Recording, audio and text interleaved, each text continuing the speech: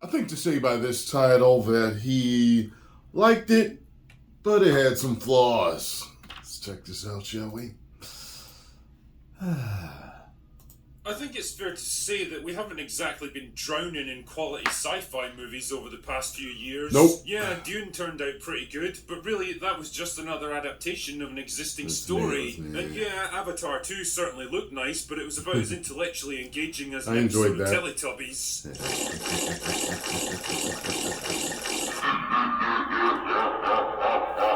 What most of us were looking for was something new, something interesting and thought-provoking, something that would expand our horizons and fire our imaginations. In steps Gareth Edwards with The Creator, a movie that certainly has big aspirations to do all of the above, while pairing it up with the kind of explosive, hard-hitting action sequences that made Rogue One the only half-decent Star Wars movie that Disney are ever likely to make. Yeah. And if you're familiar with both movies, then you'll probably spot a few similarities like between The Force two, Awakens. but I'll get back to that one later. That's it, those two. Believe that. Now, I've got to admit, I knew almost nothing about The Creator until a couple of weeks ago, which might be a result of alcohol-induced liver failure, or maybe the studio just didn't do a very good job building up the hype around it. To be honest though, that might be to its benefit because I went into it with very few expectations, and I suspect a lot of other people did too. But what you're really here to find out is it actually any good?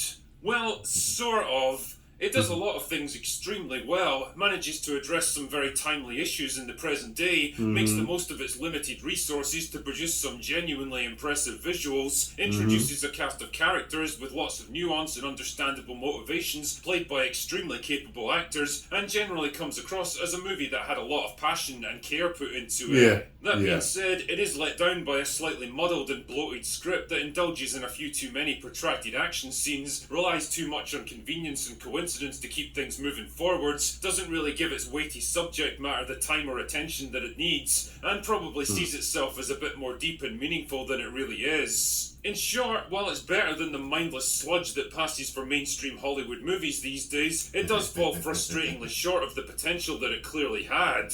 The movie is set in the mid-21st century, where artificial intelligence has grown to influence every aspect of human life. Well, until the robots apparently turned against their human masters by detonating a nuclear weapon in Los Angeles. You'll find out something about that in the movie. It's not exactly what you think.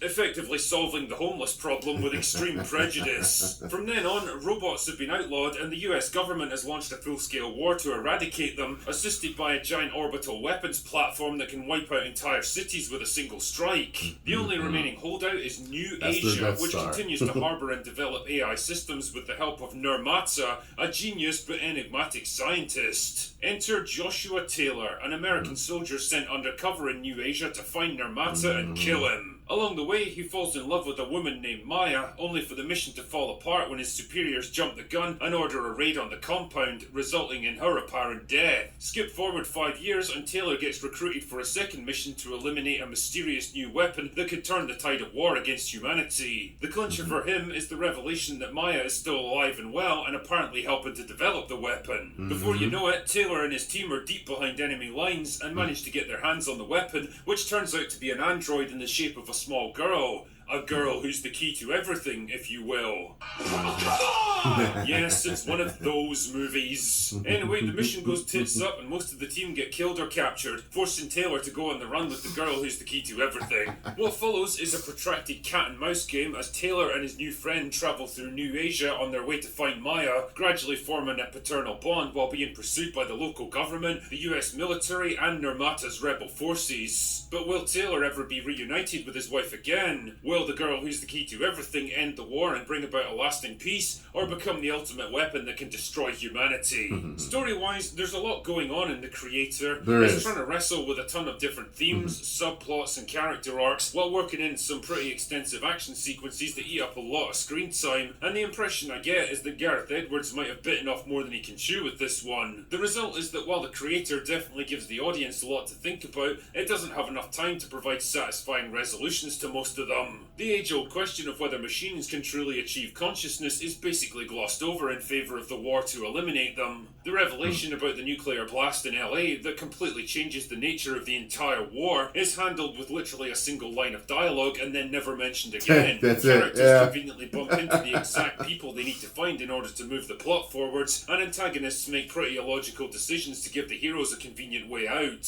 The girl who's the key to everything has the power to control every computer on Earth, but the long-term questions of what she might do with that kind of power are never addressed. Yeah, the moral, ethical, that's and true. legal implications of America launching genocidal wars against foreign Kinda left countries in are never mystery, questioned. which And wasn't yes, too bad. I'm aware of the very obvious parallels with conflicts like Vietnam and Afghanistan, but there is such a thing as being a little too on the nose. I mentioned before that the film bears an uncanny resemblance to Rogue One, and the more you think about it, the more obvious the comparison becomes. A jaded protagonist lured into a dangerous mission on the promise of being reunited with a loved one, an imperialistic enemy with overwhelming resources and aspirations for global domination, opposed by a small faction of lightly armed freedom fighters, and a desperate mission to take down an orbital superweapon, culminating in a poignant reunion against a backdrop of apocalyptic destruction. I mean, this is Gareth Edwards' first major outing as writer and director.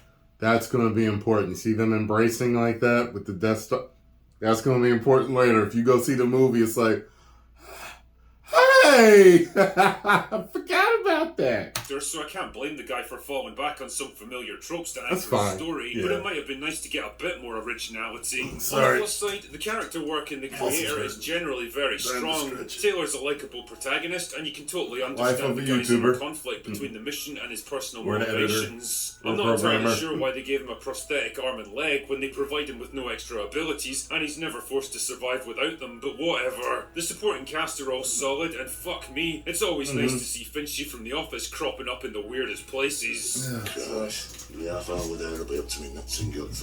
Seriously though, the more I see this guy, the more I like him as an actor. And I've got to give special mention to Madeleine Voiles as the girl who's the key to everything. Her performance is superb for such a young actor. She brings exactly the right mix of curiosity and childlike innocence to what could have been a pedestrian character. Visually, The Creator looks fantastic, to the point where I had to double check the budget, because honestly, it looks way better than most films that cost 2 or 3 times as much, and it shows that you don't have to bankrupt your entire Mr. fucking Softy's studio just to outside. make a half-decent film. The technology, equipment, and weapons all look functional and believable, and overall, it feels like a world that real people actually live in. Imagine that.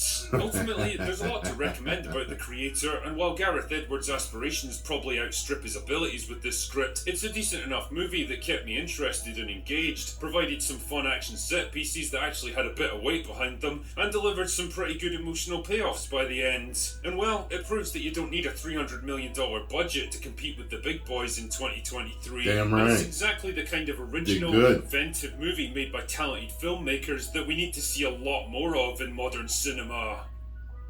Anyway, that's all I've got for today. Go away now. Well, pretty much agree with him there.